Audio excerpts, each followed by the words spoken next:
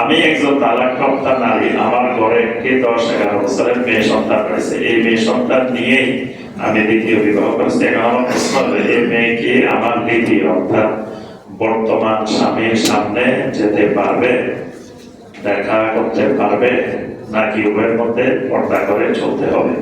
বিস্তারিত জানতে চাচ্ছি, তাদের মধ্যে পর্দা করা খুব জরুরি কিনা। প্রথম কথা হলো, মা যখন অন্য কোনো পুরুষের সাথে বিবাহ হয় তখন ওই পুরুষ তার মাহরাম হয়ে যাবে। ওই পুরুষ তার মাহরাম হবে, মানে এই পুরুষ তার বাবা, মানে যেটা বর্তমানে তার মায়ের দ্বিতীয় স্বামী, এটা তার মাহরাম। তো মাহরাম হিসাবে একেবারে কঠোর পর্দা করা জরুরি না, তবে বর্তমান ফেতনার যুগ হিসাবে অনেক সময় এই ক্ষেত্রে ফেতনার সম্ভাবনা আছে। তো এই কারণে তার থেকে যথাসম্ভব মানে স্বাভাবিকভাবে দূরে থাকা, পর্দা করা এটা জরুরি বর্তমান ফেতনার কারণে। না হয় স্বাভাবিকভাবে এই মেয়ের জন্য ওই শরীরিক পর্দা করার খরচ না, জরুরি না।